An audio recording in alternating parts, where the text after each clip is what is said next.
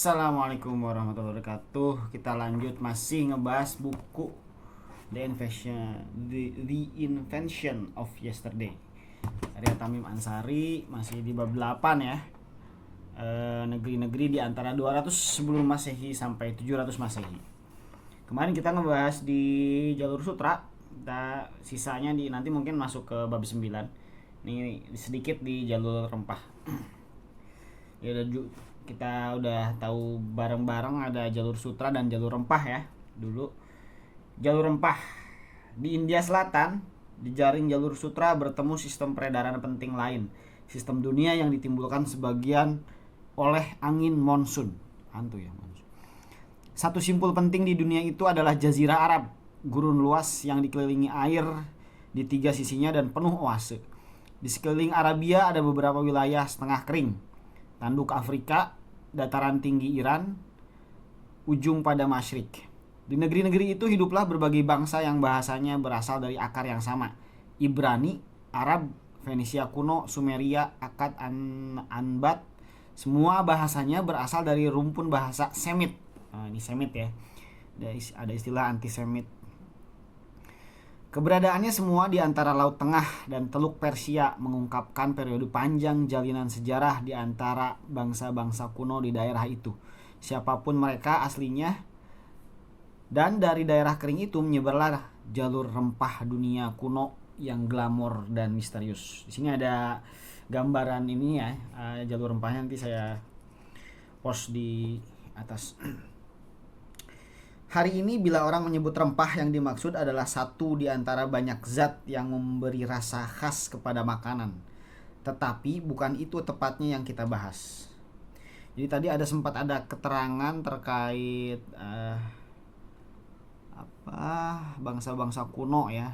Di Sam tadi keterangannya adalah orang-orang yang menggunakan bahasa yang sama tidak mesti punya akar etnis atau genetis yang sama. Kelompok-kelompok yang bertetangga, taklukan bahkan penakluk kadang meninggalkan bahasa sendiri dan menggunakan bahasa pihak lain. Imigran ke Amerika sebagian besar akhirnya menjadi bahasa Inggris. Namun perubahan itu tidak pernah terjadi tanpa pembaruan dan interaksi di dunia nyata. Itu catatan kaki yang tadi ya, terkait percampuran antar etnis. Pedagang rempah zaman dulu memang menjual saffron, lada, kayu manis dan semacamnya, tetapi mereka juga berbisnis mur, gaharu, dupa, permata, minyak wangi, zat pewarna, obat, bulu, dan lain-lain ya. Jadi rempah dalam konteks itu adalah istilah luas untuk barang dagangan yang langka, kecil, ringan, mudah diangkut, laku, dan tidak mudah rusak. Intan aja termasuk rempah. Rempah secara umum adalah barang-barang yang diinginkan orang, bukan dibutuhkan. Rempah memuaskan hasrat manusia akan kenikmatan, kemewahan, rekreasi, ekstasi, dan orgasme. Rempah dalam arti lebih luas itu adalah suatu faktor dominan di ekonomi global ribuan tahun lalu dan sekarang pun masih. Pikirkan perdagangan obat terlarang. Itu logika rempah ya. Lanjut. Arabia dan sekitarnya menghasilkan beberapa rempah tertua. Di gurun, tak sampai 100% lahan yang dapat digunakan untuk pertanian. Di inti daerah itu tumbuhan sangat jarang sehingga orang bahkan tak bisa hidup dengan beternak.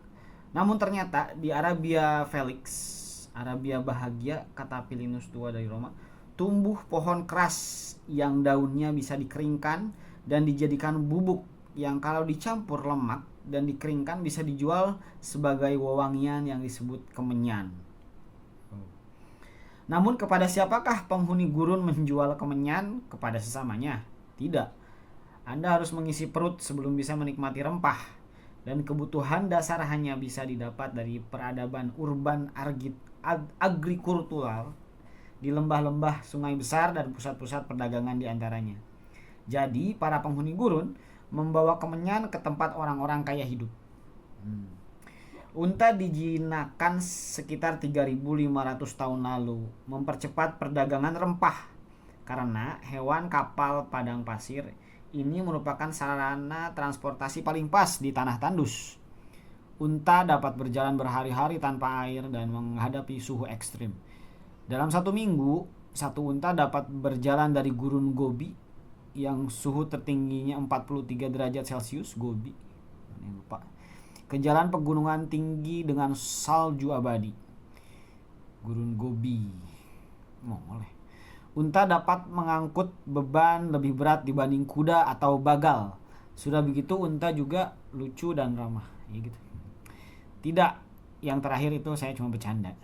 Sewaktu saya kecil di dekat rumah saya ada unta dan menurut saya mereka hewan kudisan galak. Namun unta bisa dikendalikan oleh orang yang mengerti dan pedagang rempah adalah jagonya. Biasanya para pedagang rempah hanyalah perantara menjual produk yang mereka didapatkan dari pihak lain. Perantara khawatir kalau konsumen membeli langsung ke produsen. Jadi pedagang rempah cenderung menjaga agar produsen dan konsumen tidak saling kenal. Mereka menjaga kerahasiaan sumber, jalur, dan tujuan. Mereka mengarang cerita mengenai betapa berat dan berbahayanya usaha mendapatkan produk yang mereka jual. Penulis sejarah Yunani Herodotus menulis bahwa kemenyan itu berharga karena pohon sumbernya adalah sarang ular yang bisa terbang. Untuk memanen kemenyan, orang harus membakar getah tertentu yang asapnya mengusir ular untuk sementara. Lalu orang berburu mengambil kemenyan sebanyak-banyaknya sebelum ular kembali dan membunuh mereka. Banyak orang tewas dan membawa kemenyan ke pasar.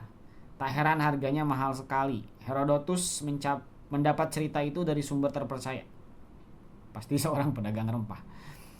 Karena barang-barang dagangan dalam perdagangan rempah biasanya ringan dan berharga tinggi, pedagang dapat membawanya ke tempat-tempat yang amat jauh, terutama sesudah jalur-jalur gurun menyambung dengan jalur monsun di timur dan jejaring laut tengah di barat.